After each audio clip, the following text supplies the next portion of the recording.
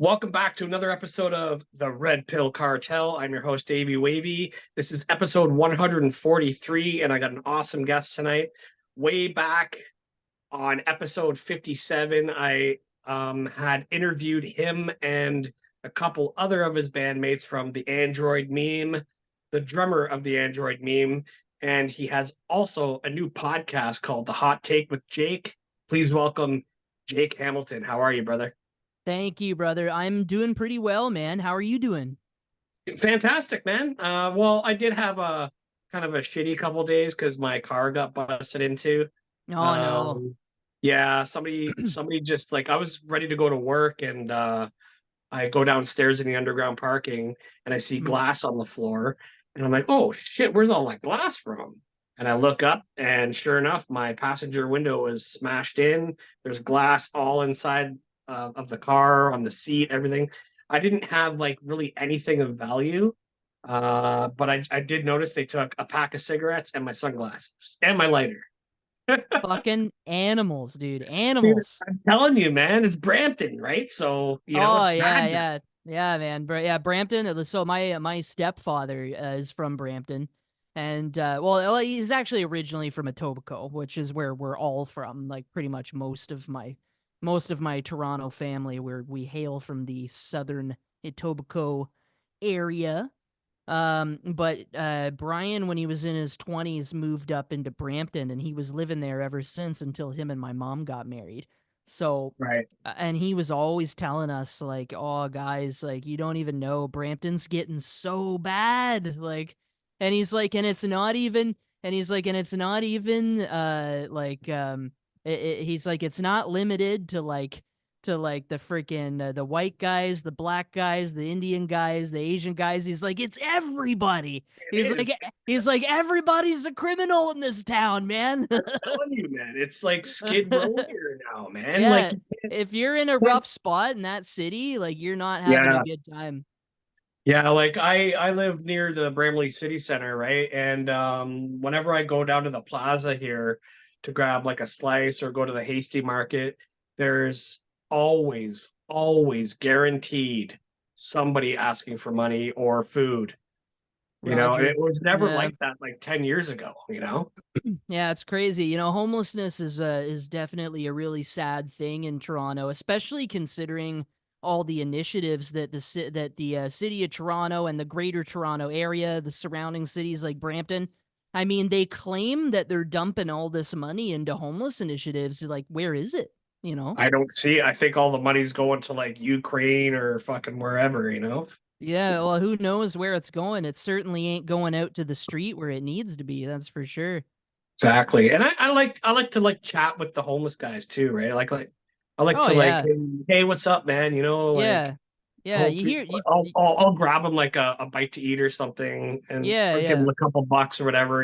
Usually I don't carry cash, but Yeah. like I'll buy you a slice of pizza or whatever, right? And then I'll Hey, you chat with get them. some every once in a while, you get some pretty interesting stories from those guys.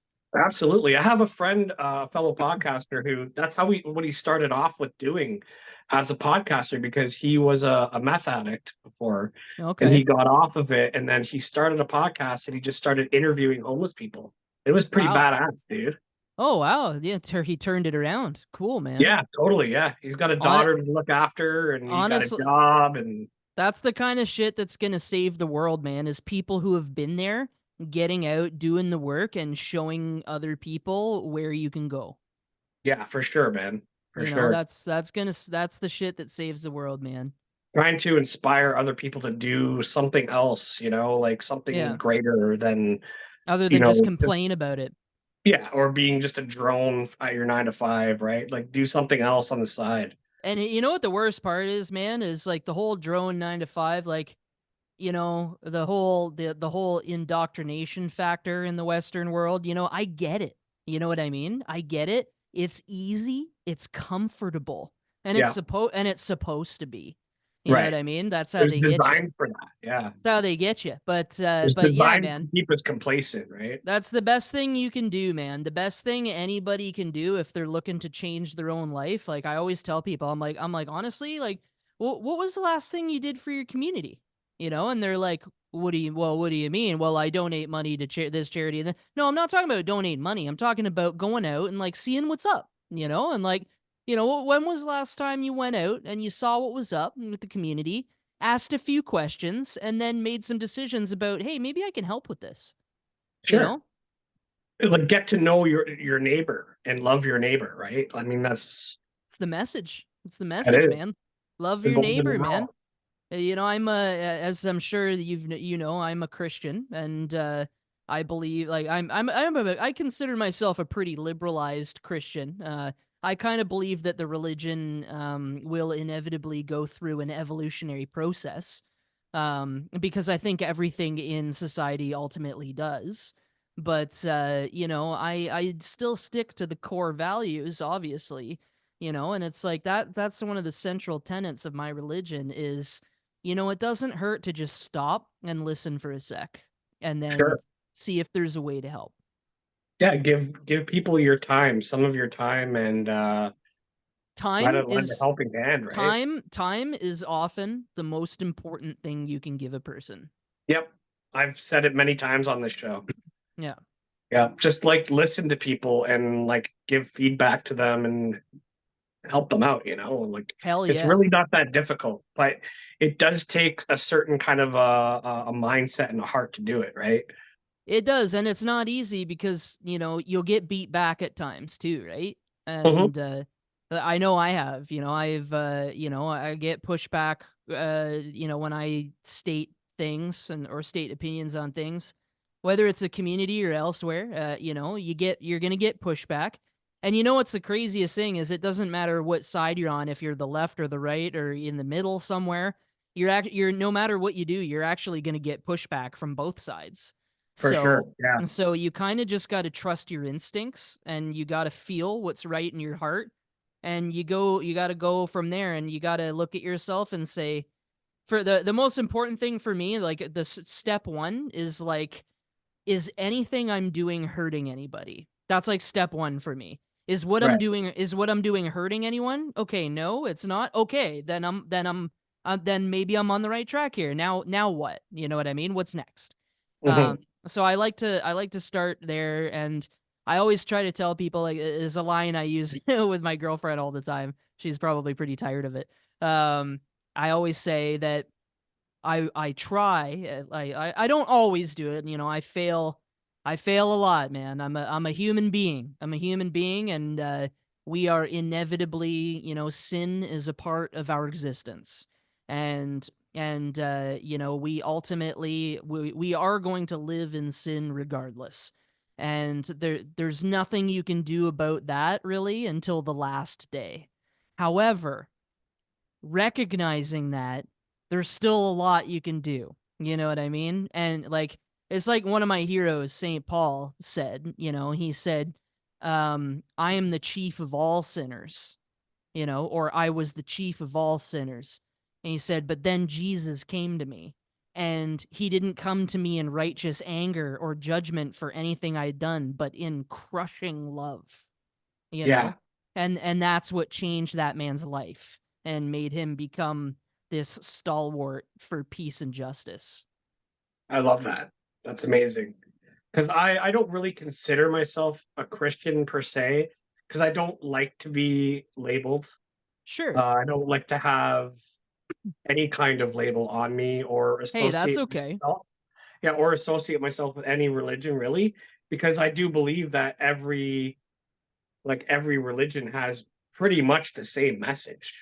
Yeah, there's the core tenets are usually similar, like, whether you're Jewish or Christian or Islamic. Like, I mean, even in Islam, like that's a one of the 5 pillars of Islam is to that you have to love your neighbor, and you have to, if your neighbor comes to you in a moment of desperation or need, you have to bring them inside. You have Yeah. to you have to invite them in, feed them, clothe them, and it even tells you for how many days to do it. Like, it gets this stuff can get ultra specific, you know what I mean? Well, But that's the borderline between the golden rule, which sums up all the 10 commandments, which Yeah. is you treat others how you want to be treated, Yeah. and Yeah. also dogma, right? You can overcomplicate Yeah. this rule with all these other tiny Yeah. little, Yeah. and then Yeah. when you're in a dogmatic state of mind, Yeah. 'cause I've been there, Yeah.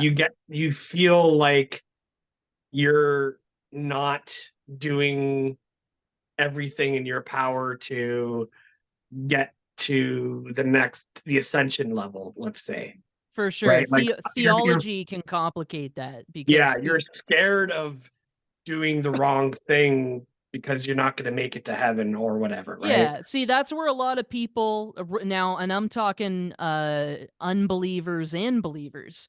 I'm talking about stern Christians, hardcore conservative, like like Presbyterians, all the way to like ultra liberal Episcopalians. They all to the at the end of the day they all have the potential to kind of get trapped by the theological dogma, and there is a lot of it.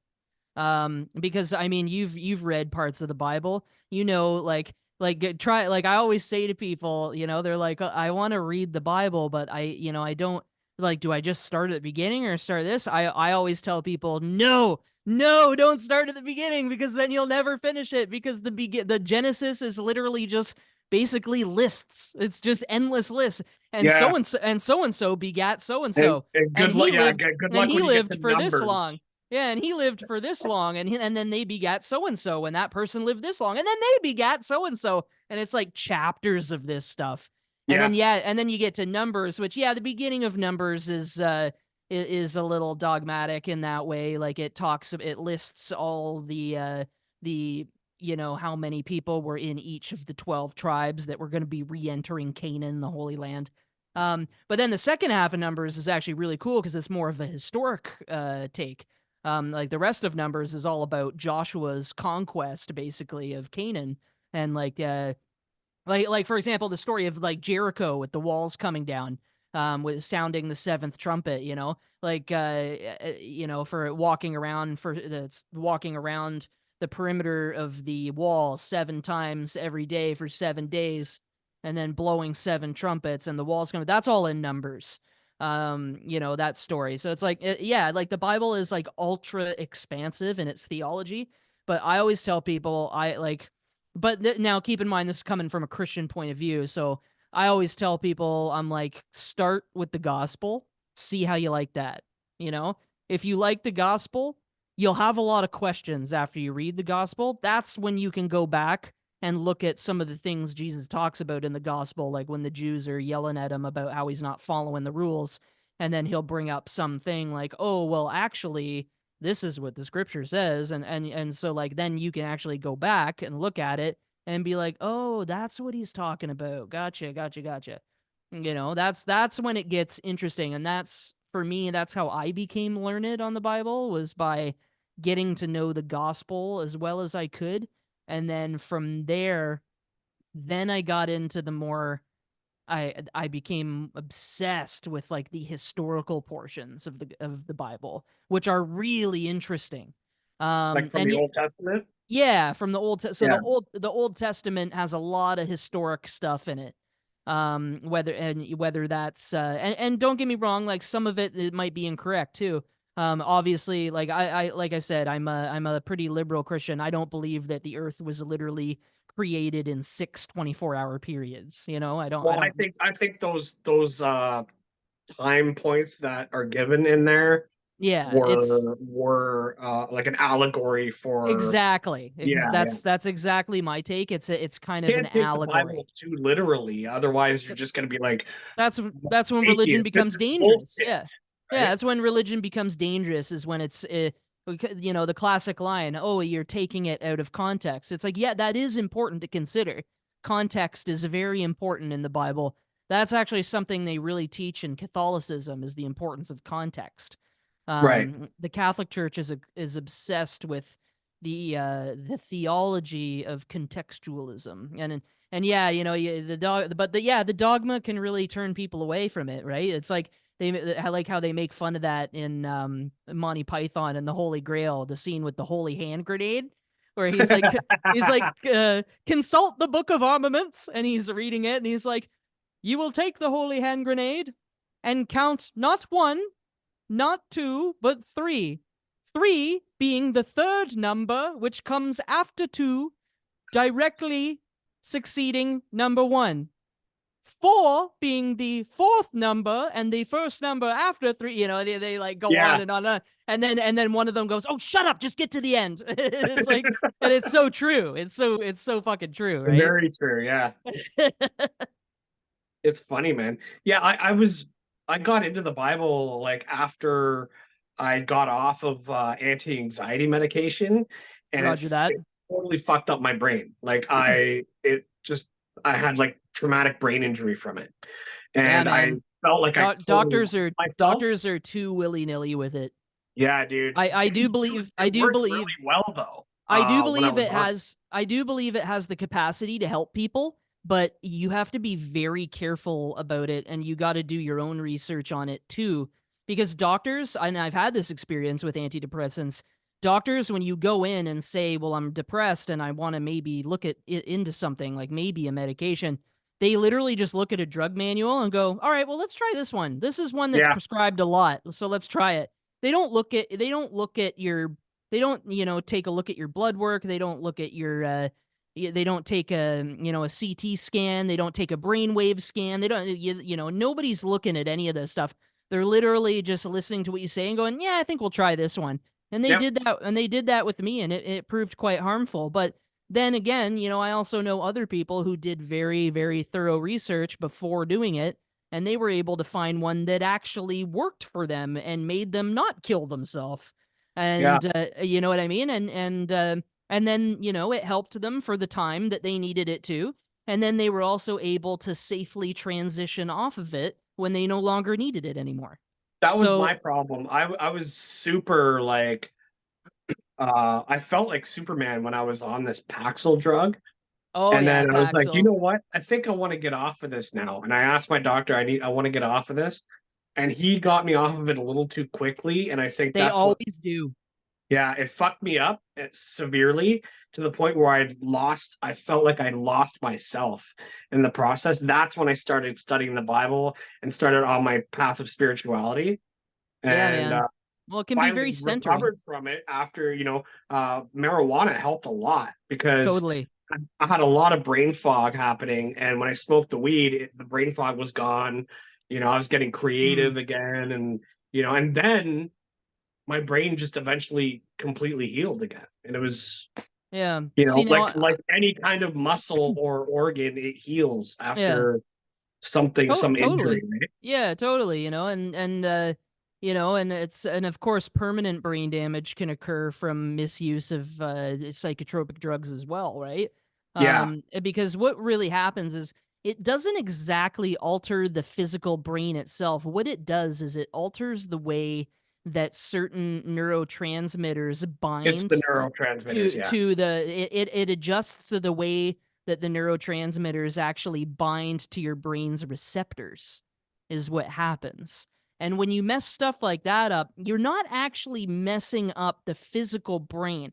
What you're messing up is the brain's ability to communicate the proper leveling out, I should say, of certain neurotransmitters. And because neurotransmitters can get out of whack, and antidepressants, if used properly and correctly and very carefully, can bring some of those back into alignment. And because I've been through this experience in multiple levels, really. Okay, a Um, lot more in common than I thought. yeah, I was on Cipralex for a long time. I transitioned off of that and tried Wellbutrin because Cipralex actually is known to cause a lot of sexual dysfunction. And no guy wants to deal with that. Oh, So I like transition. like erectile dysfunction and shit like That's that. right. That's right. Yeah. So what it does is it delays ejaculation, and it causes a loss of sensation at times. Yeah, you will learn that I'm a very open man. But yeah, so I transitioned off of that, and then I was told, okay, well, there's this other one called bupropion, or the brand name is Wellbutrin. Now, Wellbutrin is a completely different one. It's not an SSRI, it's an NDRI, which is a norepinephrine and dopamine reuptake inhibitor. So that was happening because I was like, well, maybe the issue here is less of a numbing issue that I need to be working on and more of a clarity issue that I should be working on.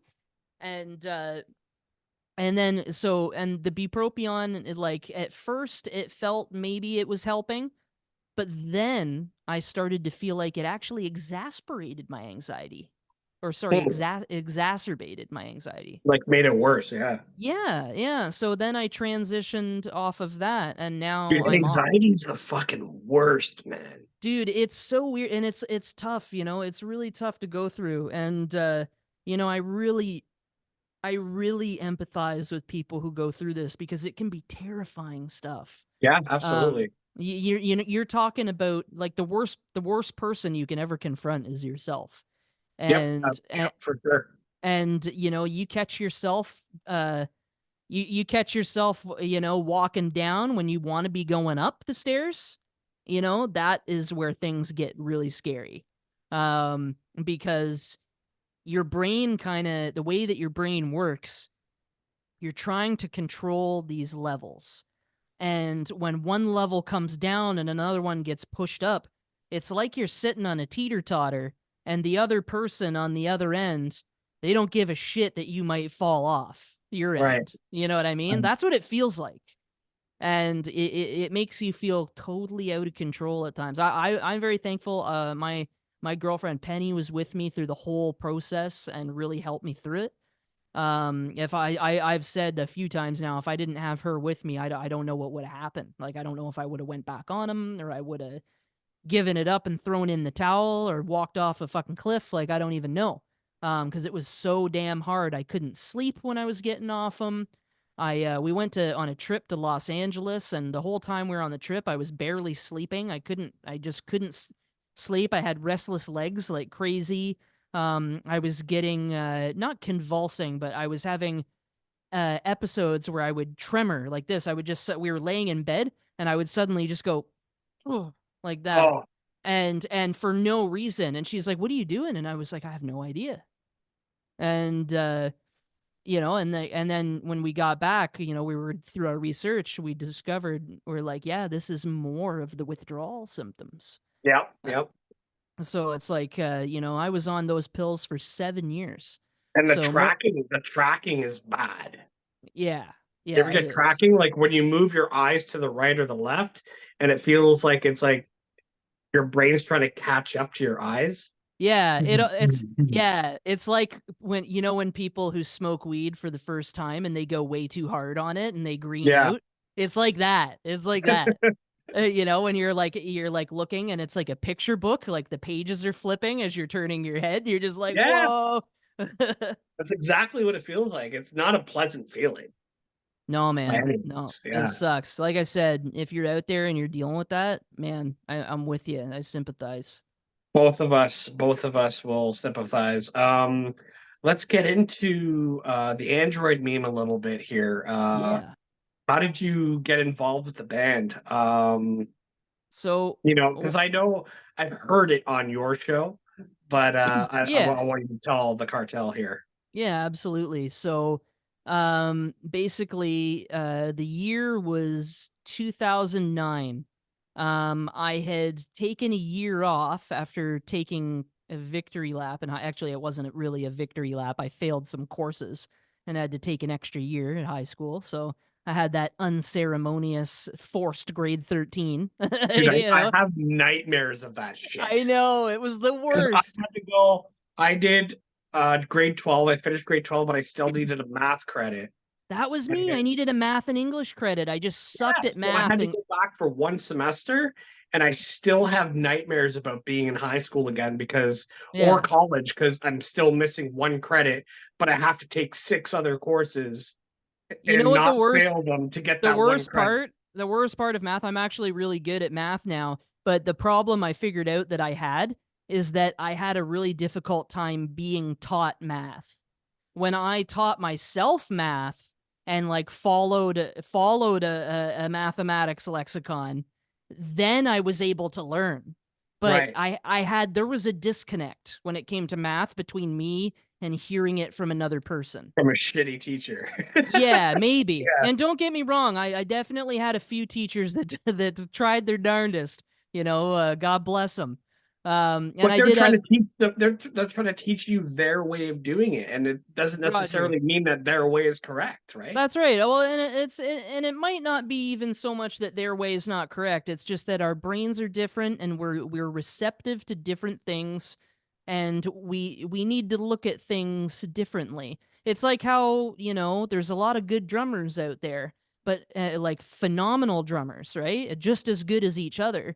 But some of them are really good at double kick and others can't really grasp the double kick concept. Right. And that's okay. It's because people's brains work differently, and they attach to different things, and they look at things in a unique lens. And sometimes people have to think about a thing in a certain way in order for it to make sense to them. Sure. So Android meme, long story short, with the beginning there is, I grew up in a small town, Midland, Ontario, 17,000 people. I went to a Catholic high school, and it was a very musically active high school. We had a recording studio there. I took a co-op where I was a sound engineer in that studio for one semester, and I learned a lot in that time. And I became very obsessed with mixing my own music and learning the tools of the trade when it came to recording, and also MIDI, which was something that I really connected with, was MIDI. And to this day, I love MIDI, and MIDI I think is my of all my production abilities, I would still say MIDI is my greatest asset. And for those listeners who do not know what that means, MIDI stands for Musical Instrument Digital Interface. It's essentially when you're in a music program and you have a plugin that acts as a virtual instrument.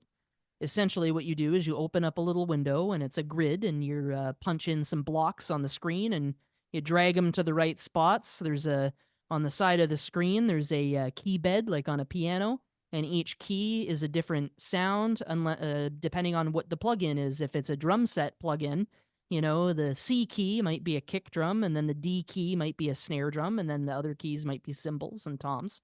Or if it's a stringed instrument or a piano-based instrument or a synthesizer, the notes are just all going to be based on the notes as they're laid out like that.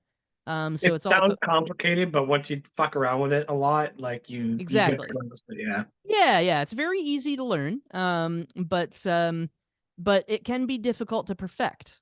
So that's something that I binded to very quickly. I really loved it. I loved making electronic music because I grew up in a household that was, I guess you could say, had an affinity for 80s music, especially like 80s like wave music, like new wave and synth pop type stuff was very popular in my household.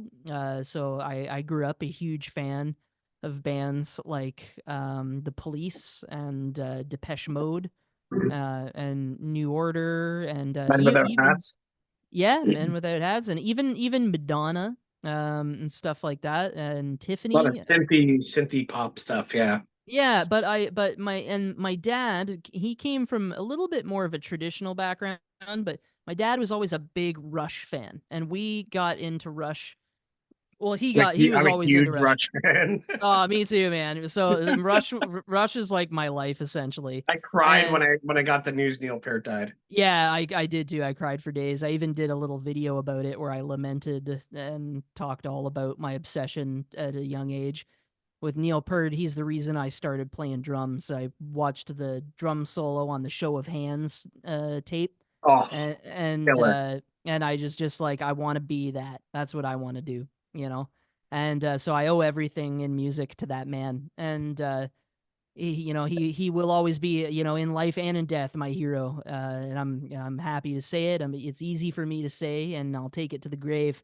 But Such a yeah, humble heart that man had. yeah, really, truly, he was a spiritual guy, highly intelligent, very considerate, very careful with his words.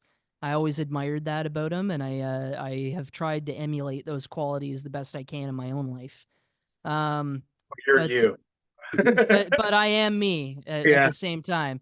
So I moved to Toronto, in actually I was living in Mississauga at the time. This is in about 2009. And I was originally going to go to school at Fanshawe for music industry arts, but I didn't get in the first year. I got put on the list for the following year. And I was like, well, that's not, I don't want to wait. I want to get in the music industry. And then I went down to the city one weekend and I went to see my buddy's band play, a Primitive Evolution, Brett and Stephanie. Brett's also in the Birthday Massacre, and Oh, yes. he produces, co-produces, the Android meme as well. Is that Um, Vicky's husband? no, Vicky's Okay. husband would be Michael, but Okay. Okay. So Brett used to be in a band called Lie, and they were huge in Toronto in the early mid 2000s. And then he Okay. formed a new band with his wife Stephanie called A Primitive Evolution, which is more of a rock band. And I went to see them one night, and I remember like explaining my woes to him because he went to Fanshawe for music industry arts. And I was like, "What would you do if you were me?" And he was like, "Dude, fuck it, fuck Fanshawe. Everything I learned at Fanshawe, he's like, I could show you in a fucking weekend. Just fucking." He's like, "Just pack your shit and move to Toronto, man." And I was like, "Okay." So I did that. I moved to Mississauga because I had an inn there and it was nearby. My aunt let me rent out her basement, and that worked out well for a long time. And I immediately started looking for bands. I auditioned for this band called Frankie White and the Dead Idols. I saw them open for Matthew Good, so I thought that would be a good band to audition for.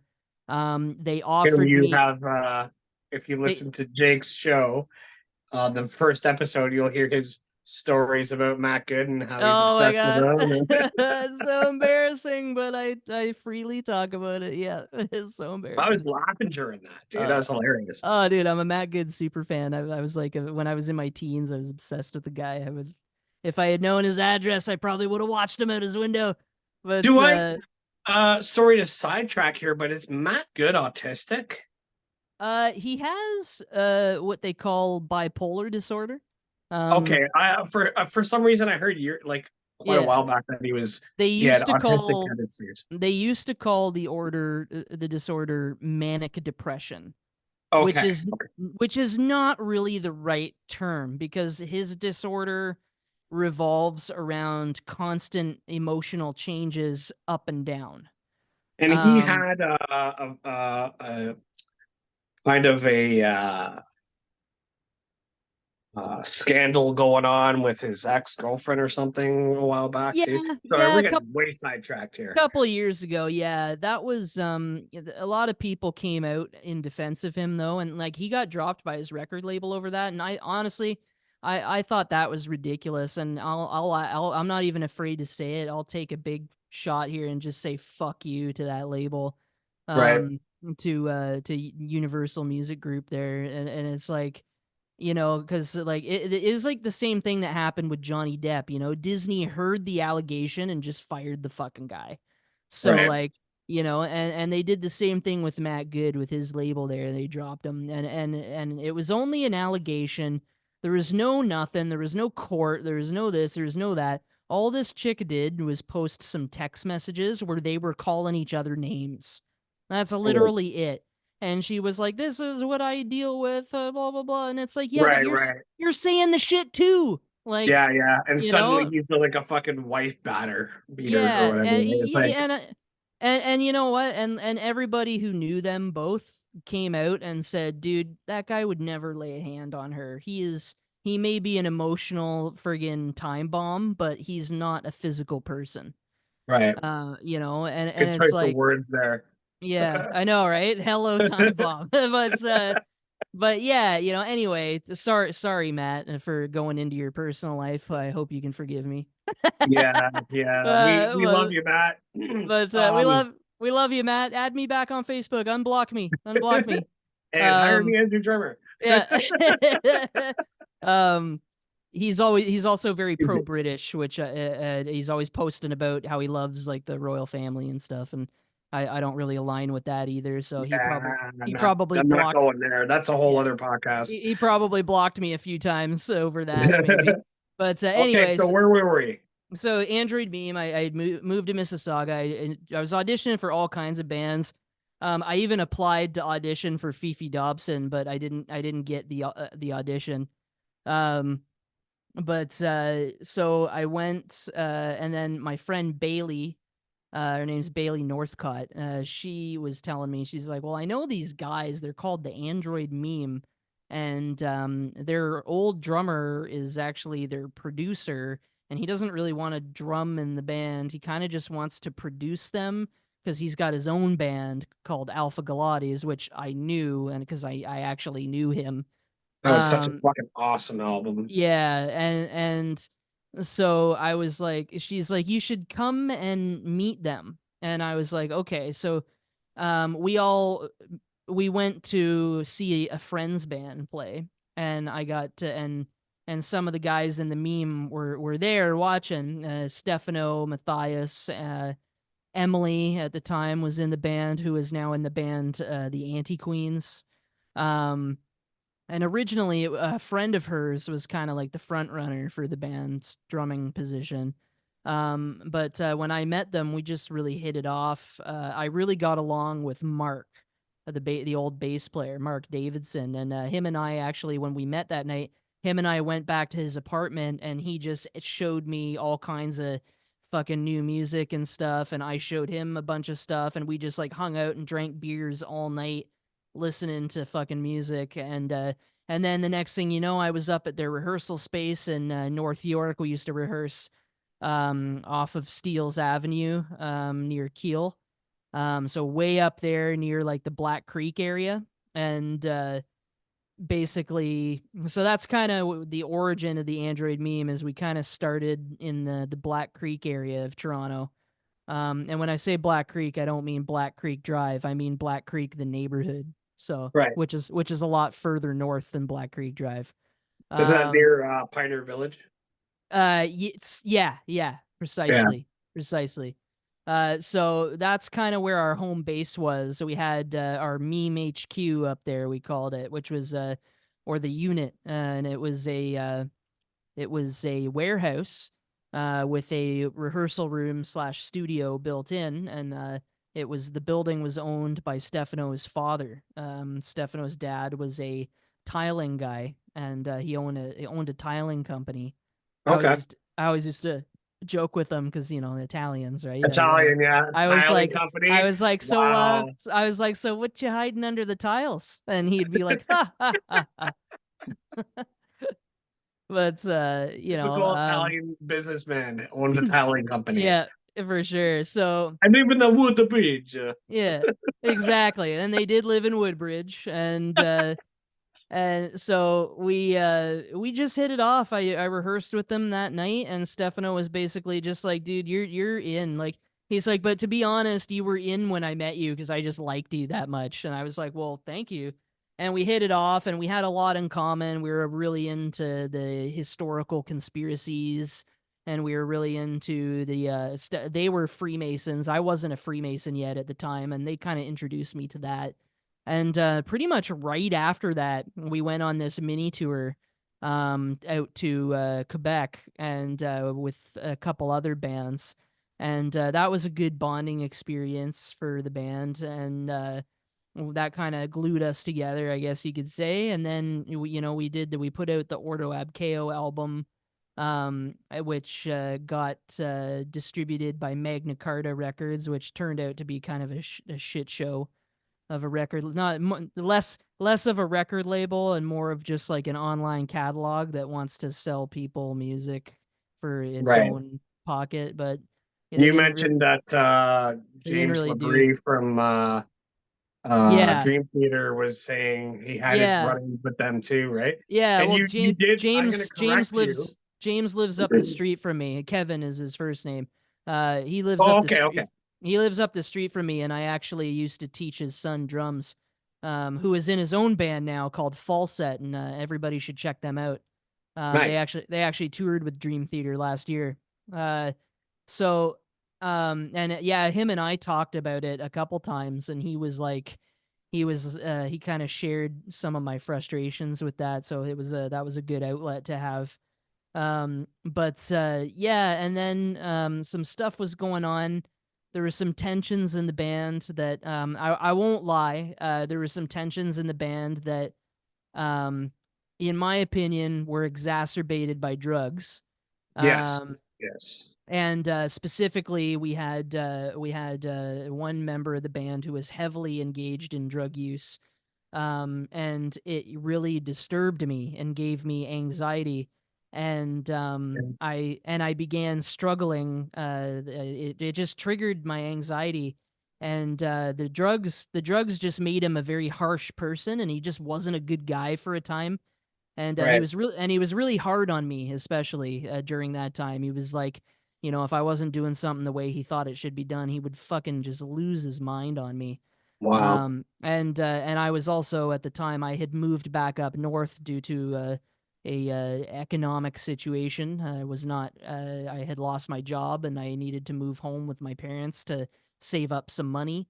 And I had been back up north for a year, and that was complicating things because I didn't own a car at the time, so I was taking the bus to band practice or getting my dad to drop me off there. But keep in mind, this is back when I was like 20 years old. I'm 35 now, Right. so my commitment to that band at the time started really wavering because I was really struggling to keep it all together. The constant traveling and, the drug use and and because of the drugs and, my absence and the pressure of the label not doing what we were told they were going to do, it was just creating tensions, and And let's we be were clear here that you were not involved with the drugs, right? I was not involved with the drugs. No, no, I was Okay. not. But it was the drug use of the other band member was It giving you was, anxiety. Yeah. yeah, it was giving me anxiety. I kept having this overwhelming fear that I was just gonna walk in and find a dead person one day. Oh, And that's like I have for some reason I have this fear of that. I don't. It's not really sensible, maybe, but I have this weird fear about walking in on finding a dead person. I mean, it's a Um, rational fear, I would say. it is a rational fear. It's random for it to be in my head, maybe, but as much as it was, um but yeah, and all of these things combined were kind of sowing some tensions, and we started in general, just all of us not getting along. And actually, even I won't say which band member, but there was even another band member in the band who also began having trouble with anxiety as a result of what was going on. Mm. And then, we were just very frustrated, and words were exchanged. And at the end of the day, I chose to leave the band. Stefano was very, very upset that I Yeah, left. I can imagine. Yeah. He was very, very hurt that I left. And I was also very hurt that I left. But I felt like I needed to do something different. So I ended up taking some time away, and then I joined a new band called Between Transit with this guy Jason Hoig, and his dad's Steve Hoig, the talent buyer for the Rock Pile. And him and I had this really great band for a while. It was kind of like proggy indie music. It was like indie prog. Really fun, bombastic, clean guitar and drums with funky bass lines. And And they changed their name too, right? yeah, so they changed their name to Crisis Control Club around the time I left. And CTRL. Yeah. they went in a little bit more of a more pop, like a more indie pop direction. It wasn't what I was looking to do. I was at the time wanting to lean even heavier into the prog stuff. So I was kind of losing my wood for it, I guess you could say. So Jason and I had a conversation, and we decided that we would part ways, and they found a drummer not long after that wanted to do stuff like that. So it all worked out in the end. And then I actually quit music altogether, and I had like this life changing experience where I got really sick for a month. And when I came out of it, I had this like spiritual awakening, and I decided that I wanted to become a minister. And I went through that whole thing. I went through this process they called discernment, which is where you have to like apply to a board of trustees to like of the church to like review whether or not they think your call to ministry is genuine. And then if they agree, then they start getting you engaged in theological lessons and theological study groups, and then from there you start taking courses and go to theological school. So I was all doing all that stuff. I did like some of the modular courses, but I ended up dropping out before I started the actual program. And it was because I had this moment of clarity where I had the turning point was I played drums in this musical. It was Legally Blonde, the musical. And so I played drums in that. They were doing a production in my hometown. The production came to my hometown, and they put it on there, and I played drums for it. And we did like 8 or 9 shows, and it was really, really, really fun. And it really reminded me what I had been not doing. How So much of a gift that you have that you want to share with the world. yeah, and it made me start to think, I'm like, if I really do have a musical ability, I think God gave me that, and I think he wouldn't want me to waste a gift he gave me. I feel that. Yeah, I I feel think that. I think he would want me to take my gift and run, like and use that.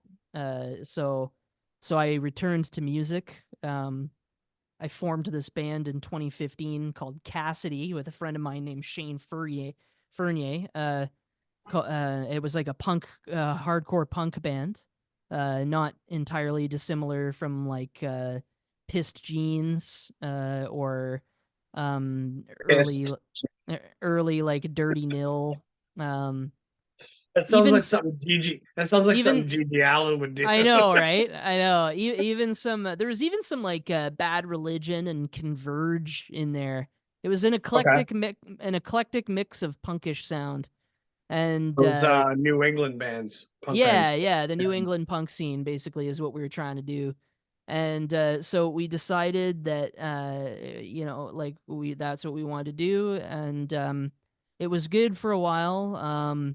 I got a little too hard into it, and I wanted to create this big brand out of it, and like I had this very particular vision. And then I kind of realized that my vision wasn't very considerate of the other guys, and I started to realize that, man, maybe I should just do my own thing because I don't want to hurt these guys or upset what they want to do. Is this So where that Carbon band Martyr came out? kind of not long after that. And then so that band kind of folded, and Shane actually went on to form another band called Lake City, which again everybody should check out Lake City. And Then I got hired by Brett again, actually, to go and play drums for Ape for a tour for Primitive Evolution. We were on tour with Pig, which is members of KMFDM, um, Oh yeah, yeah, that's and awesome. By the and way, Slick Idiot. KMFDM just dropped a new album few days ago, last Friday. Yeah, I heard the single. I thought the single was good. I haven't listened to the album yet, though. I downloaded it, but I haven't heard it yet. Roger that. So I did that tour. It was really good. The tour was kind of an eye opener. Taught me a lot in touring in the States. And I met a lot of cool people, specifically a guy named Tal Klieger, a guy from San Francisco, and he was playing guitar and synth in this band called Cyanotic. And Tal he had this vision to start up this artist collective, he called it. And basically a record label. So him and I and a couple other people grouped together, and we formed our own record label called Machine Music United. and one of the first projects on it to come out was Carbon Martyr. And because I had wanted to get back into industrial music for a time, the tour with Pig kind of reinvigorated that love I have for electronic music. So I was like, let's do the one man band thing. And I did that. And it was really fun. I've done 2 releases, one full length album and one EP so far. Uh, I'm just starting. I'm in the process of just starting to write the second LP, full length LP. Um, I'm planning on taking it in a slightly gothier direction. The Okay. last EP was a little more synthwave. Very synthwave focused. The album before that was very like hard industrial. And then this one, Was it Mind of Man? yeah, That Mind one of song? Yeah, that was a yeah. great song, man. Oh, you like that one? Nice, Yeah, man. I'm yeah. glad. Oh, that's cool, man. Thank you for that. That was the first song I recorded, or no, sorry, the second song I recorded for that project. Oh shit, Um, yeah, that shit dropped hard, man. that song was like that song was like directly inspired by how I was feeling from touring with the guys from Pig. Oh, okay. Yeah, And I would say Carbon Martyr does have a very KMFDM feel to it. yeah, they're definitely a big influence of mine. KMFDM is actually one of the first bands I ever got into on my own when I was about 10 or 11 years old. I had Back in I think it was '94, I believe, when Drug Against War was yeah, big. That's when I got into them. I got into them around the time the Symbols album came out. Okay, yeah, yeah. And I was about 10, I think, and that was a huge album for me. It was on the Mortal Kombat soundtrack Oh, for more. that was one of the best soundtracks ever Oh, made. it's still so good to this day. So amazing. Yeah, both of them, both Mortal Kombat soundtracks, the first and Mortal Kombat Annihilation, both fantastic soundtracks. KMFDM's on both of those. And Megalomaniac was on the soundtrack for Annihilation. Okay, okay. And I just fucking that song just hit for me. And Yeah, dude. so if you listen to the first Carbon Martyr album, which is called A Soft Spot for the Broken, you'll definitely hear some reminiscent stuff, especially on songs, yeah, like The Mind of Man and Keep talking. I gotta go grab something, but I'm still here and listening. yeah, for sure. So you definitely hear it on tracks like The Mind of Man and City Underground is very, very KMFDM inspired. That guitar lick is pretty much a Gunther Schultz ripoff. Um, and I was like, I gotta bust out my best Gunther Schultz riff here for that one, and also the song Why do you say the singer's name Sasha Konietzko? yeah, Sasha Konietzko, yeah. Konietzko, Uh, yeah. yeah, he's German. Um, but yeah, and so that was very positive, and and then fucking COVID hit, and I got back from that tour pretty much, and COVID was right around the corner. And me and Stefano started hanging out more frequently again during the pandemic. And I mean, the pandemic just ground music to a halt. It ground the whole arts industry to a halt, and everything to a halt, as we all know. Um, and Stefano at the time wanted to do this new project idea he had. And at first, it was probably only going to be either me and him or me, him, and Matthias. And it was only going to be a studio fun thing, and he wanted to call it Sentient. And so we started coming up with little ditties, I guess, to see if we liked them. Uh, little ditties for that. And one of the little ditties that we came up with was the little synthesizer part in our song Looking Glass. And Stefano just loved that synth part. And he's like, we got to make a whole song out of this. And so we made it and we recorded it, and everything just started flowing and coming. And The lyrics were very, critical of North America's handling of the pandemic. Most specifically, and I'm not out here saying that there was no virus or anything. That's not what I'm here to say. I'm here to say that the mismanagement of the pandemic was fucking terrible. I And am. I've said on my podcast there is no fucking virus. I think there's a virus. I just think it's a I flu. think it's just I the think it's a flu. flu The virus. flu that got fucking flip It's flop the numbers, man. and it's like just because it's called COVID coronavirus, it doesn't mean that it's not a flu virus, like or like a flu virus. Like norovirus also was a thing, and we didn't. And I had that in 2016, and it sucked. I was like fucking shitting my insides out for like Uh, for like 3 days straight. do you remember the Norwalk virus? Is that the same thing? I don't know. Haven't heard I of that. Maybe I it had the is. Maybe it is. Norwalk virus back in like 2005 or something, and I went to go visit Oh, my oh, girlfriend at the time, okay, okay. and at University of Windsor. Sure. And dude, I must have shit like 10 fucking times that Oh, night in one night within a span of 3 hours, and oh, looked dude. like it looked like oatmeal every time. It was Oh god. crazy. Dude, it's so bad. We're getting really into it here.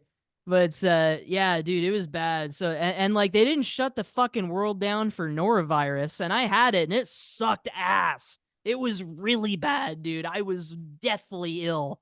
And they did not shut the world down for that Yeah, motherfucker. yeah. And it's like and Well, it I wasn't a get it. global thing though, No, it right? wasn't a global thing, and don't and yeah, like yeah, did COVID kill people? You're damn right it did, but so does all the flu kills people. If you're old and you're sick, it's critical that you avoid contact with people, or you For may sure. die. Or you may Yeah, die. That's part of what happens when you're old and sick. yeah. If you get the flu, you might get pneumonia, and if you It's get not fucking. pneumonia, It's not rocket science, bro. it's no, it's not. And like, at first I was really like not I didn't really think much of it. I was just like, "Oh, I'm going to get some time off work and get paid for it, whatever." And but then it all kind of hit home for me. I was with my sister and my friend Ashley, and Ashley is a very sweet person. And we went to Kelsey's for dinner, and they refused her entry because she had the wrong type of slip for her vaccination. She had the receipt for the vaccination, not the actual formal barcode slip that they give you. And I was, Papers, please. yeah, And and it I, sounds like Nazi yeah, Germany, dude. Like and this. I yeah, and like yeah, like it's yeah, like it sounds like it sounds like the paper portion of Nazi Germany, maybe, but maybe not the Nazi Germany, but at the very least, the Soviet Union, did stuff like this where you couldn't go into certain areas of town without the right documentation, and so and they wouldn't let her in, and they only let her in after I fucking lost my mind at them. And finally they let her in, and I'm like, cuz dude, like she obviously got the vaccination. It says her name on it. It says her date of birth. She's also got her ID with her. So what the fuck are you on about? You're going to Right. deny her? You're going to deny her because it's not the official stamped with approval, the government one? Like get fucked. And so anyway, it was that moment where I was like, this is insane, man. Like this is too far, and like, hey, This is where Jake starts pushing back, right? was I telling people stay home? Hell yeah, I was. I wasn't forcing it. I wasn't saying if you don't get this vaccination, you're a piece of shit. But Right. the government was, they were trying to make it seem like if you didn't get this vaccination, well, you wanted people to die, Well, you like know? anything that becomes politicized, it's fucking make or break on Mm. society, right? And And I'm that's how not they even divide us, man. That's and how they divide and conquer. I'm not even an anti-vaxxer. So Me either. if this is pissing me off, there's a fucking problem, Right. like, and like I said, I'm a pretty liberal guy, I lean hard, somewhat like sometimes even a little far into the right on certain points, And then on certain points, sometimes I lean a little bit into the left, and I got a lot of friends that say that and do both. Um, I would say overall, I'm probably slightly center right overall. Um, but there's a couple things that I believe in that are probably slightly left wing in origin, like for example, the concept of republicanism is in itself a left wing ideal. Sure. um it's not their fault that that today's regressive left, as I call them, have hijacked all of this shit and turned it into their own circus. um but like, it's perfectly fair and factual to say that there's a lot of things we enjoy in our lives that are born of left-wing ideology, and that doesn't make them evil. It doesn't make them wrong. Right.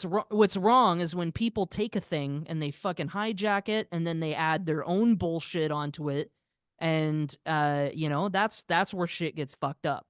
You know, Hmm. it's the same with the right wing. You know, you're going to have normal, moderate right wing people that stand for basic shit like individual freedom and basic human rights and social justice and more money going to the family because we shouldn't be paying as much tax as we do on certain things. I'm not saying we should pay no tax. I'm saying we are overtaxed on certain things, like the fucking gas that we buy. And I don't think you we know, should be fucking taxed for digital sales either. I agree. I agree That's because bullshit. I agree It's because not even fucking tangible. yeah, exactly. If it's not tangible, why are you paying a tax on it? That makes no sense at all. But then, on the right wing too, the right there are people on the right who have a tendency to grab the good things about the right and then turn it into some kind of pseudo-fascist bullshit. You know what I mean? Every side can take a good thing from either side and just fucking turn it into their own goddamn circus. You know what I Yep, mean? And absolutely. and it drives me nuts, man. It drives me nuts that people are unwilling to find common ground with each other. They're unwilling to listen to each other. They're unwilling. Do you think we ever will, man? Like honestly, like Well, as human beings, like we're all at fault of being incorrect and correct at the same time, but like that middle ground is really hard to find, right? it is really hard to find. There's small hopes here and there. I'll use my heritage for an example. As you know, I come from a mixed English and Irish heritage. And part of that Irish heritage was involved in some stuff in the Northern Ireland conflict. And and is how everything is today what I think it should be? No, it's not. But there's also been vast improvements. And it was improvements that were born of people actually saying, "You know what? You're right. What's the harm of putting down the gun just for a sec and sitting down with no gun and just hearing out the other side just for a few minutes? Yeah. I don't even have to agree with it. I don't have to make any promises, but I can sit down and at least listen to what this fucking guy has to say." You know what I mean? It's like what Joe Rogan says. Let's take all the world leaders, put them in a room, and fucking all of them take mushrooms and see what happens. Yeah. Yeah. And then just put a bunch of food in the room and a couple beers, maybe some cannabis, and fucking get these people to talk, cuz you know what it is, man? It's finding common ground, you Yeah, know? I'm not a Trump guy, but I do like I'm sure I could find common ground with Donald Trump on some sure. things. You know what I mean? Because he's a Like grab fucking her by the pussy. cuz Why he not? That's certainly my girlfriend would certainly love that. uh, she'd be if she was here with me, she'd be like, "Yeah, you tell him, grab her by the pussy." but but yeah, it's like you can it's now people, left wing sensationalists will come after me for this. But, I speak from it from an authoritative point of view because I'm able to, because I come from that kind of dichotomy, like the example I gave with the Northern Ireland conflict.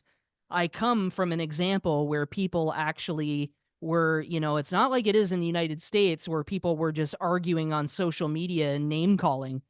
It was people planting bombs under people's cars and Mhm, mhm. and shooting and coming after their families and coming into their home and shooting them dead on the couch and putting bombs on buses and assassinating members of the royal family and fucking gun battles in the streets. Like if you're gonna go to the grocery store one day in West Belfast, you might come home with a fucking hole in your head.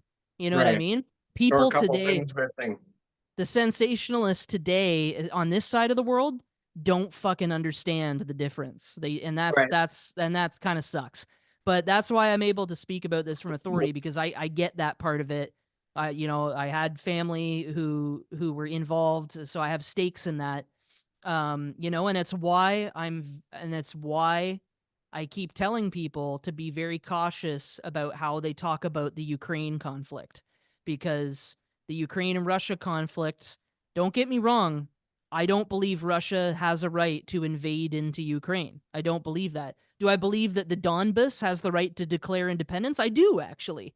Do I believe Russia has the right to support that declaration with force if Ukraine doesn't allow it? I kind of do. But do I think Russia has the right to be bombing Kiev and killing civilians? No, I don't. But Right. I don't think, that Ukraine should be bombing any Russian civilian centers, which has happened. So it's like, again, this is a conflict like the one in Northern Ireland where we got to encourage people to meet in person and sit down, hash these things out over the fucking coffee table. You know what I mean? With some mushroom tea, yeah. Because when everything becomes about posturing and hubris, you're fucking doomed. Yep. Because if somebody can just be on TV behind a screen like Putin is on RT and just say what he wants to say to his audience and they control everything, and Zelensky is going to say what he's going to say to his audience and they control everything, nothing is ever going to change. All these What you countries are the same, just like North Korea with that dictatorship. It's Yeah, like he has all these citizens under his thumb. It's like they can't do anything. They can't even speak out of line against what he's doing. Otherwise, yeah. pop. Yeah. It's fucking And sad, man. you gotta be cautious. And it's funny, it actually blows my mind, that people over here even give a shit about what's going on in Ukraine, because when they talk about World War II and the Soviet Union, like all the leftists right now are supporting Ukraine, right?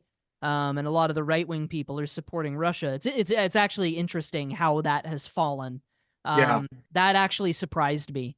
However, that said, it's interesting looking at that dichotomy, because those same fucking left wing people that are like fervently, and when I say supporting Ukraine, I don't mean saying, man, I hope the people in Ukraine are okay.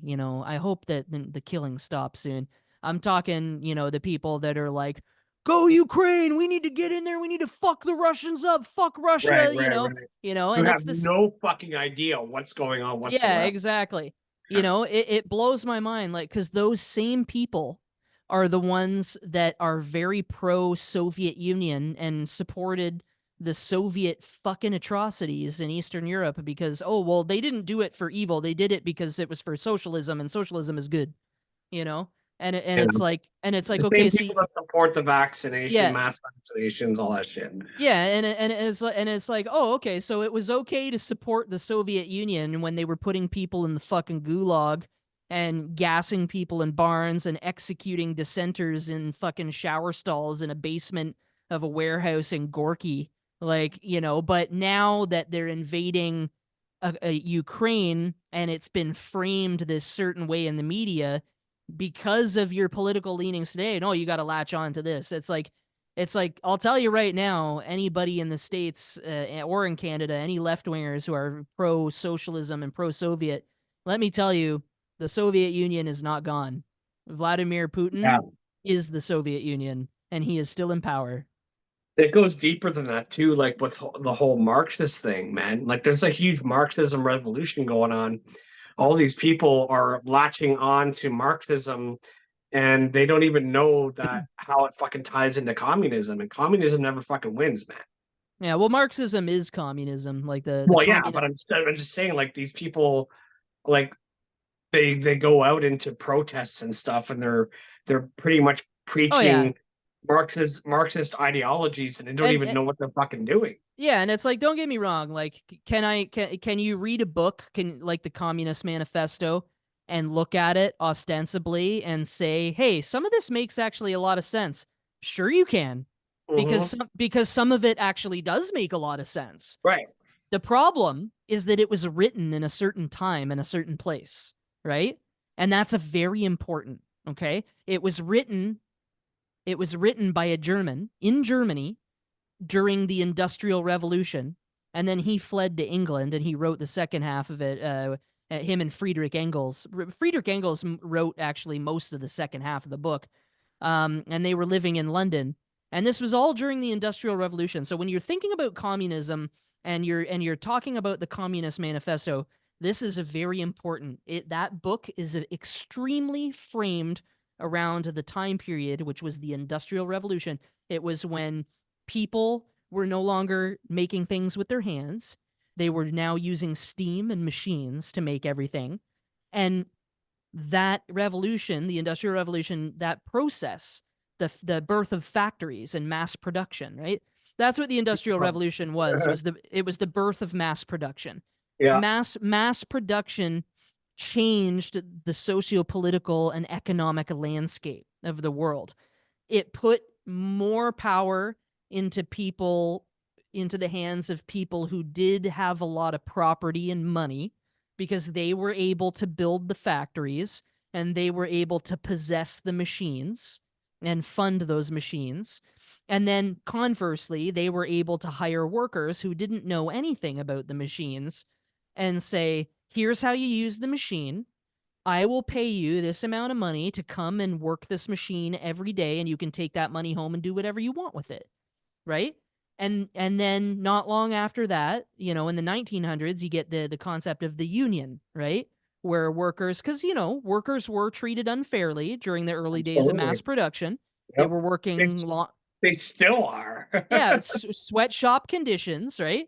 And so unions were formed, and the idea of a union is very much a socialist concept, and that's okay. That's okay. It doesn't mean that because a union is a good concept and that it's a socialist concept, it doesn't mean, oh well, that means we have to take the Communist Manifesto and make that the Bible of life.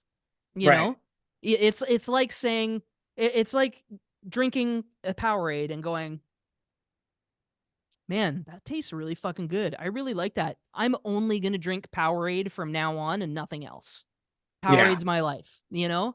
It's that's kind of where people seem to be taking it. Like the homogenization of everything, right? Yeah, Russia took it in the way that it did for different reasons than that. The Russian Revolution was very much framed around the Russian serfdom, which suffered greatly under Russian imperialism, because the serfs were basically the expense factor of expansionism under Tsar Nicholas, and they basically won nothing, and he won everything. Um, so the idea was for the serfs to kind of reclaim a sense of power in society. Only it didn't end up working out that way. It ended up working out that a bunch of young people with just lots of crazy ideas, somewhat centered around the Communist Manifesto, but it's actually, when you look at the Soviet Union and the development of it, even in the early days, you look at it and it's really funny it's almost laughable how unlike the Communist Manifesto it is. Right. Um, it's like, once again, it's almost like, it's like, yeah, you said the people of today, they don't understand this stuff. They didn't understand it back then either, which is why, again, it's Marxism, interesting idea on paper. Das Kapital, interesting idea on paper. It doesn't change the fact that if you're going to come out to me and say, well, labor is the ultimate value and labor value dictates literally everything. It's like, I might believe that if not for the fact that the average person will choose a can of Coke because it has the Coca-Cola label on it instead of the Compliments cola at the grocery store. Even though they're the same cola made in the same fucking factory, they'll choose it because of the brand name, and because of they're going to choose it every time, it can cost more. They can raise the price on it for that Sure. reason. Yeah. Yep. That is, in itself is proof right there that the whole thing is bullshit. The whole concept of Das Kapital is complete fucking malarkey. But It's because just it's the same thing with like Gucci bags and like knockoff Gucci bags and all that shit. Like yeah, the for same sure. fucking concept, man. Yeah, Like I've never been a brand guy. Is a Gucci bag valuable because of the fucking 8-year-old kid in China who made it? Is that why it's valuable? Yeah. No. No, it's fucking not why it's Yeah. valuable. It's valuable because you saw it on fucking TV and you want it because it looks nice. You know why Chinese kids don't believe in Santa Claus, right? Here we go. Because they make the toys. This is terrible. Oh man, But it's this, true. this is all, ladies and gentlemen. This is also going to be my last podcast ever because my career is going to be over after this. but Welcome to the Red Pill Cartel. uh, I at the end of the day, I consider myself a very fair guy when it comes to this stuff. I'm just as quick to blame the other side. Or I will attack. If you fuck up, I'll attack it, and anybody can fuck up. One of my favorite books is Dune, and one of my favorite characters in the Dune series is Leto Atreides II. And he says in the end of Children of Dune, he says, I want you to remember Muad'Dib, who is his father, and I want you to remember that that humans aren't perfect and that all leaders are human. That's really good. Yeah, I like that. Mm. I never got into that series, but I saw the original film. Not I Dune. haven't seen the remakes yet, You're but gonna if you did you like the original film? loved it.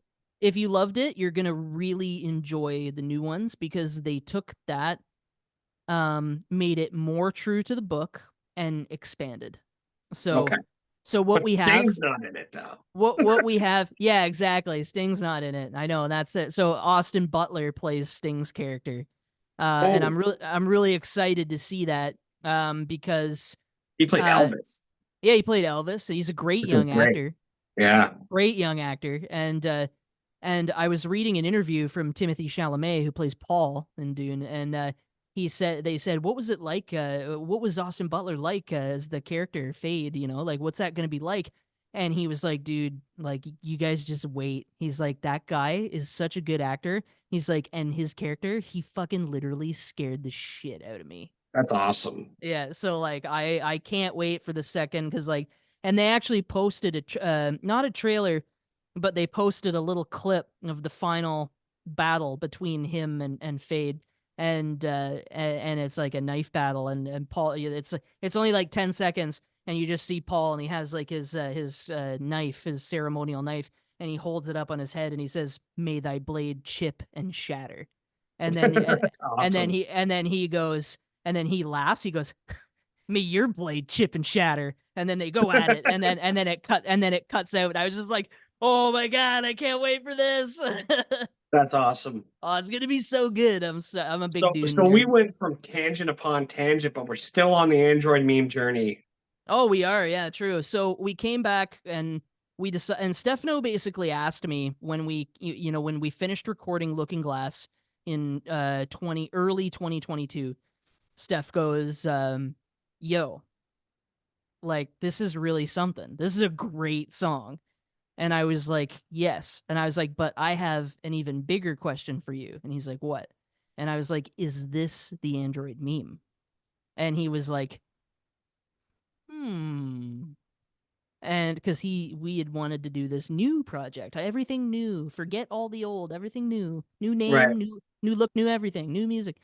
And we decided, yes, this is the android meme, because it represented us. It represented what the android meme has always been about, which is curiosity and the courage to stand up for what you believe in, and the willingness to explore possibilities. Um, and yeah, and like you said, the never-ending search for that objective truth, and that is important to me. It's the search for objective truth, which in this universe, who knows if we'll ever find the ultimate objective truth in the Absolution, yeah. universe, Is there absolution? I don't know. right? I think absolution is when we die. Right. So we finished that song, and then boom, then we just started banging them out. We had "I Love Berlin" finished not even that long after that. And then by November, we had released uh fuck, what's it called? The first song on Crossing the Rubicon. Um, uh so vile.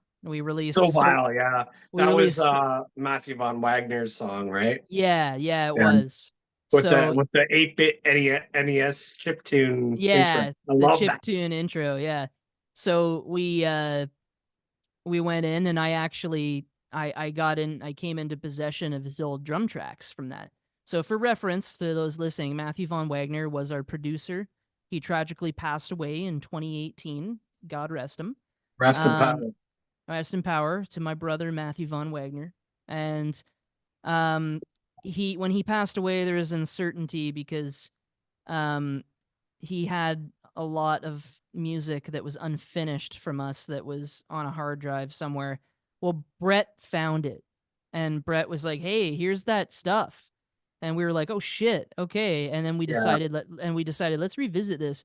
And you could tell that it hadn't been worked on in a long time, and there were some issues with it, because near the end, I don't know how seriously he was taking it anymore, because he was having some trouble in his personal life. So you just But expanded on it and kind of remastered it. yeah, so Yeah. I actually got the drum tracks from Brett. I was like, "Can you send me all the drum tracks you have?" And I brought them into the DAW, and I spent fucking hours and then days going over these drum tracks to make them sound as perfect as possible. Because I was like, and I even started layering things in with them and stuff to give them some more pop. And at the end of the day, I was like, I feel like this is the way we should just, I really want to stay true to what he was trying to do with this track. So I polished everything up, sent it back to Brett, and then Brett spliced my drum polishes in right over top of his original drum tracks, and it just sounded fucking amazing and Awesome. so huge and full. And I think it was a really good testament to him. And then, of That's course, probably Matthew was probably like right there beyond the grave with you and right there, like, thanks, man. You I know, hope so. I hope so. We just wanted to do him some last justice, and for sure. we have another single coming out soon called "A Window," and that was the other song that he had been working on with us. And this will be the final song we release from the Matt Wagner tapes and the Matt Wagner era. So it's very emotional. It is in a way a farewell for us. Um, but this song is gonna blow people away. Like I can't wait. this song is a monster, and we added in everything we felt that needed to be added. I went back in and even added in synths and some additional guitars. Um and Stefano added in brand new vocal tracks, ditched the original and added in all brand new vocals. Um Matthias re-recorded some parts. Um, and yeah, like it's just unbelievable. And then not long after we came into possession of those tracks, we got Vicky in the band, and Yeah, Vicky has just been amazing. Um, that's awesome. She's dedicated. she, I she's just such a good person. I just and I and I can't overstate like how much band uh camaraderie is important to me. Like I really love my band members. Like I very much love Stefano. He's my brother. And Matthias is my brother. And Victoria I very much love as a sister. And we are a family. You know, this band is family, and our families even are involved. Our partners are all involved in some capacity or another. It's Um, like a little mini community, we're very family oriented, tiny and little nation of the Android meme. it's what it is, you know. Now we just gotta build the compound out in the middle of nowhere. No, I'm just kidding. But no, Cult man, it's leader. Maybe need a cult leader now. yeah, exactly. Well, you can be our shaman, maybe. There we go. We need a shaman or a shaman, whatever, however it's pronounced. You know, you got the beard, you're bald, you got the fucking eclectic attire, and you know, I say we roll with it personally. Hell yeah, dude. I talk to Matthias online all the time. We're sending shit back and forth. Stefano and I, we reconnect every now and then.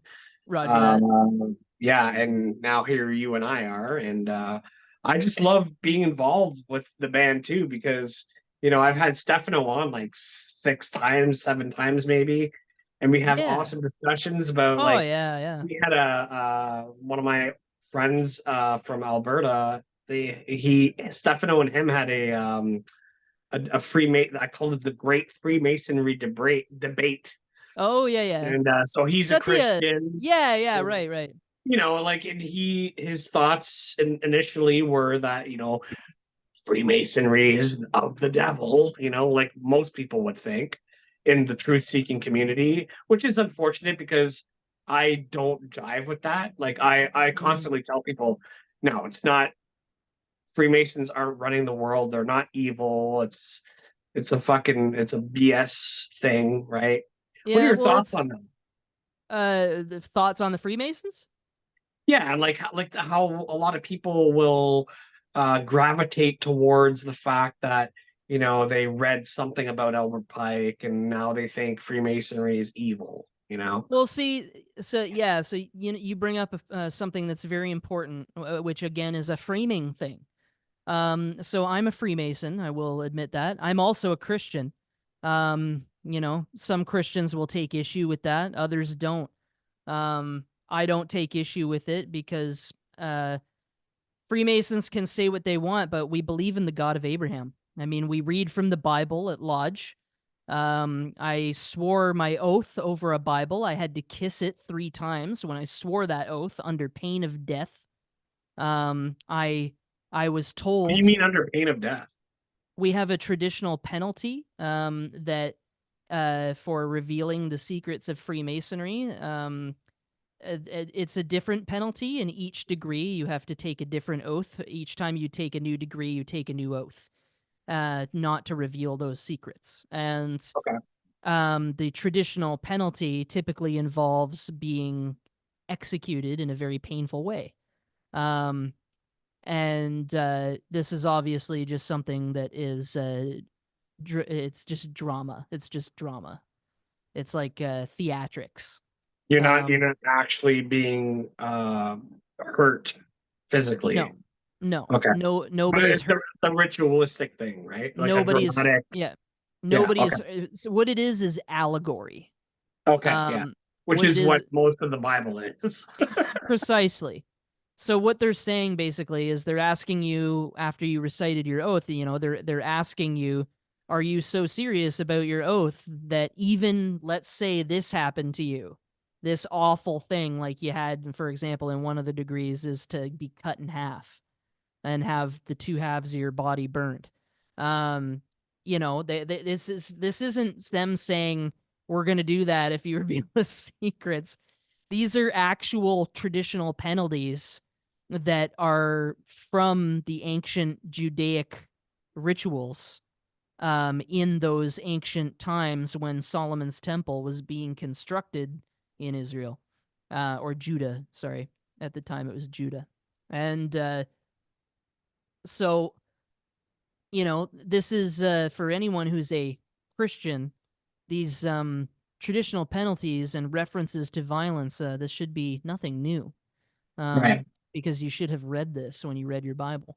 But and pretty much I can confirm for you, actually, pretty much every secret of Freemasonry that we're not allowed to say aloud is in the Old Testament of the Bible. And if Okay. you've I can pretty say, if especially in the Craft Lodge of Freemasonry, which is the main Freemason body, that confers the 3 degrees: entered apprentice, fellow craft, and master mason. Um, though, like, every secret of that organization, if you've read the entire Old Testament, congratulations, you know all the secrets of Freemasonry. You just don't know what they are. You know the secrets, but you just don't know what the secret is. You've read it, you just don't know which one it is. It's like it's like the Enigma machine that the Germans used. We have Right. it's our very own Enigma, but it's now basically how I see Freemasonry in this day and age is very much how it presents. It's a men's fraternity. It's about personal betterment. Our motto is making good men better. The whole idea is that you enter as a rough, misshapen stone, and you want to craft yourself into a perfect cube, into that cornerstone, the strongest stone in a building's superstructure. Which is So what they refer to as the Christ, as the yeah, yeah, cornerstone. Yeah. yeah, and like Saint Peter said, right? That is arguably the first pope. He famously said, "On this rock I build my church." Right. He was referring to Jesus. Right. Jesus is the rock. So framing is very important because Albert Pike is an American, and Freemasonry didn't originate in America. Americans were actually pretty late to the party when it came to Freemasonry. Um, Freemasonry didn't become popular in America until 50 years after it had officially founded in England. Um, so, and where Albert Pike is from, now keep in mind, Albert Pike is a Southerner. He's a Confederate. Okay. Right. Yep. Um, so Albert Pike wrote about Masonry in his jurisdiction, and the different jurisdictions of Freemasonry can be quite different, actually. Um, Most specifically in regards to Albert Pike. Now, Albert Pike also had his own personal fixations that didn't really have anything to do with Freemasonry, but he kind of added it in to his Masonic works. These were things that aren't part of Masonic ritual, aren't in Masonic lodges, or part of any degrees or secrets even, or anything. And But these are the things that people latch onto when they yeah, consider Freemasonry yeah, evil. Yeah. yeah. So these were personal things that he was into, that he put in his books, that he associated the teachings of Freemasonry with. One of those things was the Luciferian concept of Lucifer essentially being the light bringer and a symbol for the planet Venus. This is something that Albert Pike was very Also fixated in the on. Old Testament. Yeah, and this Also, is also something that's not popular in. This isn't something you're going to hear in the northern jurisdiction of Freemasonry. right. I had So an author on way back, Esoteric Eddie is his name, and he wrote a book about the ancient history of Lucifer and how Lucifer is not, he's just like a character from the ancient Sumerians as well. He's not Lucifer. So Lucifer is again. So like not the devil. the problem that people have when they're trying to reconcile all this info is that they don't really understand the historical framing of it. So Right. for example, the name Lucifer is a Latin name. So Mhm. Latin is one of the more recent languages of human history. Okay? So back in the ancient Judaic times, even in Canaan, the word Lucifer didn't fucking exist yet. Right. That word didn't exist.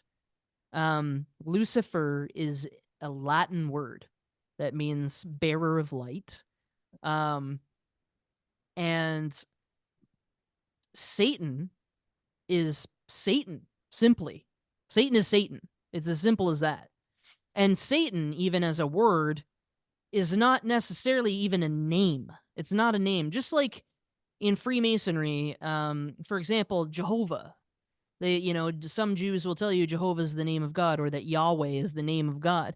But like that's not even God's actual name. Yahweh just means the tetragrammaton, which literally just means it literally translates to name of God. Yep. That's like my name is Jake. You know what I mean? My name doesn't mean Jake's name. It's my Right. name. It has its own meaning. So Masons believe that they're in possession of the word that is the actual recorded name of God. That God had a name like a person's name, like you and me have names. That God also had a name. I'm not allowed to say what it is, unfortunately. That's But okay. but it's online. You can find it. It's really easy stuff to find. Yeah. So, and I don't not want people to find this stuff. That's anybody who tells you that Masons are trying to keep secrets from you, that's not true. What it is that I swore an oath and I made a promise to other people that I wouldn't betray the secrets. I made Right. a promise. And I'm a man of my word. And that's what Masonry is about. It's about being a man of your word. Right? So that's why I don't reveal the secrets, because I have my word, and my word is my bond. So Which makes you a better man. ideally, I hope it does, Yeah. but that's the process, right? And like I said, it's a process that isn't meant to ever be completed. It's a process that's only completed on, like famously say this all the time, on the last day, which is your last day, the day you die. That's, Yep. you have to reconcile with God the day you die, is what I believe. And that is the day when you're going to find out whether or not you are that perfect Ashlar or if you're still the rough Ashlar. So, When you come back through the cycle again to figure it all out again and perfect it, perhaps. yeah. Yeah, and it's supposed to be that. It's Like, why supposed were you masturbating so much? And you're sitting there with God saying, "Oh, fuck, man, what else was there to do?" Yeah, and like I think that, you know, But I look think at all the other good shit I did, God. question yeah, like questions have answers, right? Yeah. Every question has an answer. So if you I think what it is for me is that you just can't be willing, oh hey cat. You just can't be willing to lie about the answer. You Right, got right. to it's for me it's about telling the truth. So when God asks you, let's say, well, like, why are you masturbating so much? Just be honest. Be like, I did it because it made me feel good, and I thought that meant it was okay.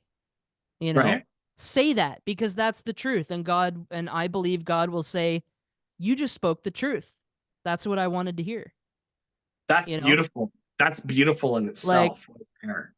and that's like what a relationship That is gives me too. hope.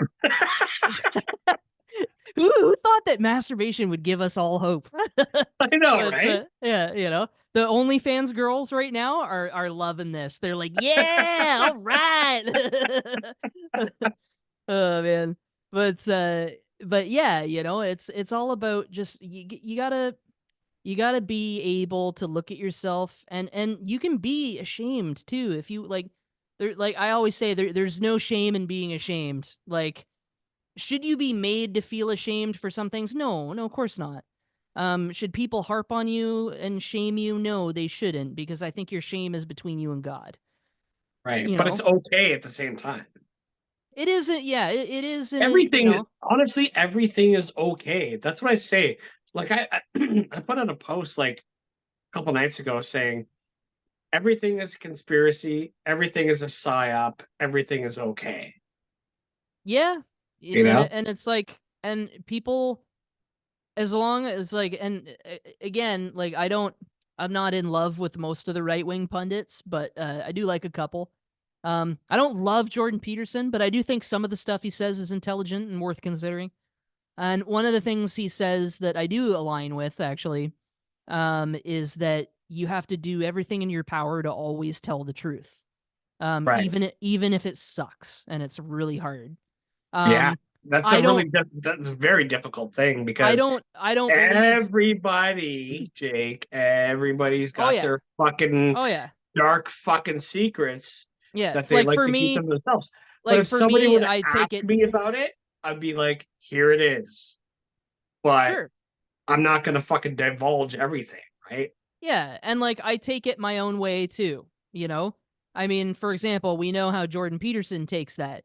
His belief in, like, for him always telling the truth even if it sucks, for some reason with him it manifests going on Twitter and saying fat girls aren't pretty. And it's like, and it's like, okay, if you want to do that, that's cool, free speech, whatever. And you know, and fat isn't beauty, and fat should be shamed and not, you know, glorified. And it's like, okay, you know, if you think that's the truth, I guess say what you want. But like that's not telling the truth for me. That's just kind of going out of your way to put an opinion out to create controversy. Sure, sure, For me yeah. for me for me, telling the truth is about, like I said back in the beginning of this episode, is about that most difficult thing you can ever do, facing yourself and being willing to tell the truth and say to yourself, nope, I'm not going to lie. I'm not going to butter it up. I'm going to say the truth, because if I hiding the truth leads to evil. Um, because I think the more you try to hide the truth, the more, and it starts off maybe even with good intentions, but the further you go down the line, you keep hiding the truth, things keep piling up, then you start doing slightly evil things Yeah, to to like create like a you start creating a web of lies that yeah. will destroy you eventually, Yeah, right? and also destroy others as well. Yeah. You know, and then before you know it, you've congratulations, you've just become Darth Vader. So you started out with the best intentions, and now look where you are, right? Like, so you have to be willing to face yourself and tell the truth to yourself. And you know what? And I'm not a perfect person. I've done shitty things in my life too.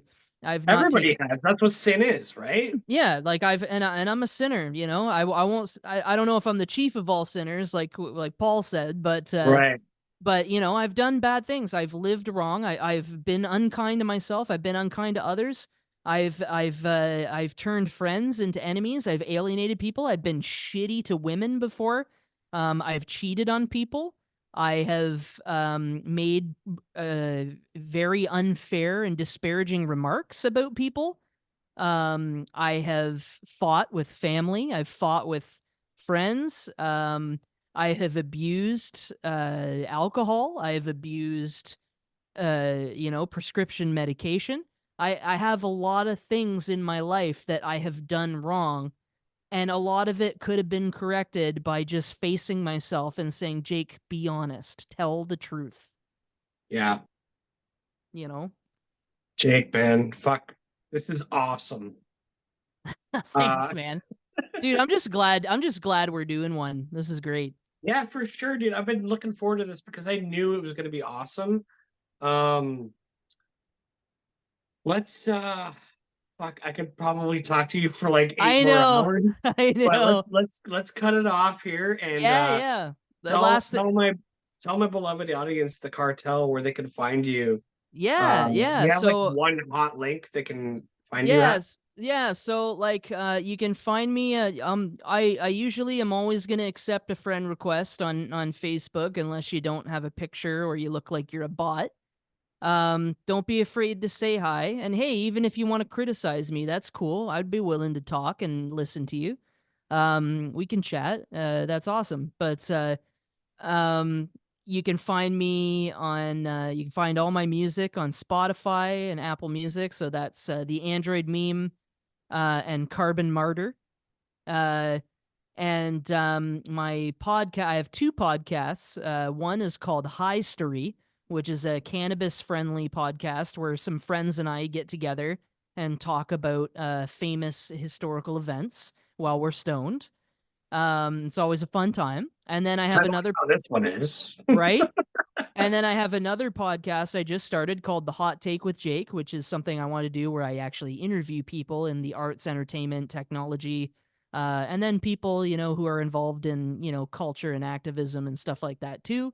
Um, my most recent interview is with a girl named Lexi Hanna. She's a Boston musician, very sweet girl. Um, That was a good one. Listen to it. very talented, um, and shed a lot of light on the Boston music community, which I really enjoyed. So please check that one out. And then I got another one coming up on the 10th. So this Saturday, I'm gonna be interviewing Chris Mysterion, who is a famous illusionist from Toronto. Oh, no way. Yeah, so Chris Mysterion fooled Penn and Teller on TV. Shit. Yeah, so I am really excited to talk to Chris about his career in illusion and magic. And that's going to be happening on February the 10th. And episodes are usually posted within hours of the episode being recorded. And the last thing I'll say is start each interaction from a position of peace, tolerance, and understanding. Go out of your way to help people and choose love every time. And let's just all hope the fighting and the killing and the sickness is all over soon. I could not agree more, Jake, and expect some people to reach out to you after they listen to this because, yeah, I'm in a huge podcasting community and it's fucking awesome. And people are great in this community. And yeah, they're going to reach out to you for sure. So Thank you, buckle man. up, buckle up, big boy. Thank you for the platform, Dave. I love you. I love you very much. You're a very important person to me and to the band, and I'm so grateful that you had me on, man. And I look forward to the next time we can do another one. Right back at you, brother. Peace out, bro. Awesome. Take care, buddy. You too.